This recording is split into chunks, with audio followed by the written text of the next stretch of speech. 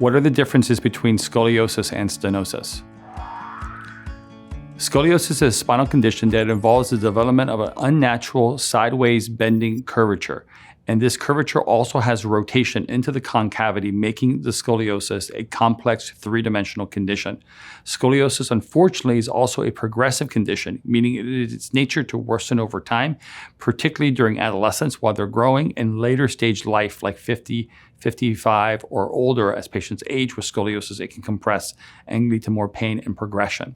Now, stenosis is also a spinal condition, but this involves a loss of space within the spinal canal. And this narrowing of the spinal canal or the intervertebral foramen where the nerves exit the spine is where it can tend to lead to problem. We know the spinal canal houses the spinal cord, and it has 31 branching pairs of spinal nerves that exit into the body.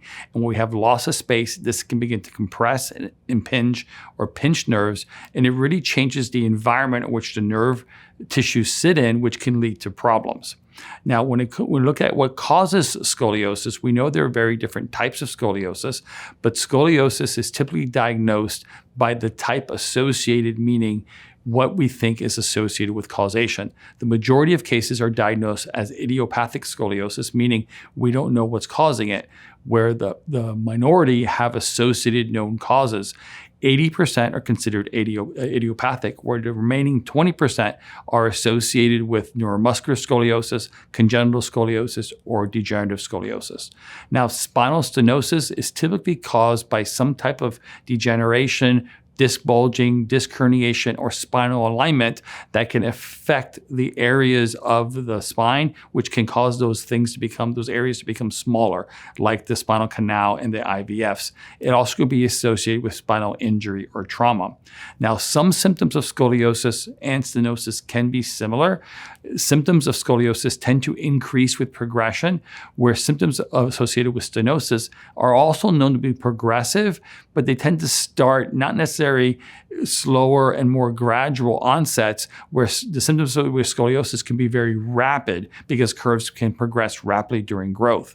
We also know the symptoms of scoliosis and stenosis are also associated with where it is located, meaning if you have a lumbar scoliosis or stenosis, thoracic or cervical. So wherever the location is, it's more likely to be affected in that area. Now, scoliosis can affect the entire area, so can stenosis. Now, what's interesting here is that once you have scoliosis, there's probably a greater chance that you can develop stenosis as a result of your scoliosis, because stenosis can be a symptom of scoliosis, because once the spine shifts out of alignment, it puts asymmetrical pressure on the discs and bones, which can lead to degeneration, which can lead to stenosis over the time. But this stenosis will tend to appear later on in life, where scoliosis can appear very young in life because it's developing during growth and progression during those stages. And we also know that when this starts to happen, it can start to cause back pain, it can cause neck pain, it can cause pain radiating to the extremities, like the compression types of problems that you tend to see with both conditions. It can lead to numbness, it can lead to weakness, it can lead to neuropathy. So we can see symptoms associated with both these conditions tend to be relatively similar. And that's why there tends to be some confusion that if you have scoliosis, do I also have stenosis? And very often they're the same. Now, a lot of times doctors may treat the symptoms of a scoliosis, which could be stenosis, but they don't actually address the scoliosis. So therefore, many symptoms continue to return because the scoliosis is the more severe of the two conditions.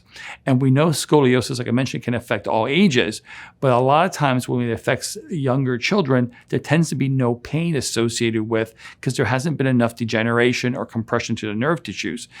However, as the scoliosis stays there and it begins to degenerate, it tends to develop into the stenosis that we tend to see, where there's a narrowing of the space, the narrowing of the canal, which can lead to compression. And now adults with scoliosis are more likely to feel pain, and this is the exact reason why. So even though that we know scoliosis and stenosis are two separate conditions, people that have scoliosis can develop stenosis, which is compression of the nerve tissues as a result of narrowing space between the spinal spinal canal and the IVFs and the nerves exiting, which can lead to symptoms that they don't want to be feeling or pain or discomfort.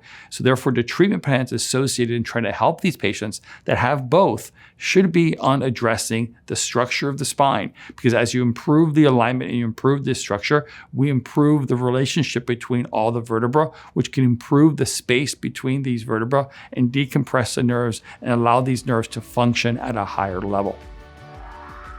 Thanks for watching. I hope you found this information helpful. If you have any questions about this topic or other scoliosis questions, type in the comments below and let us know. And finally, subscribe and hit the bell icon to be notified of when we publish new videos just like this.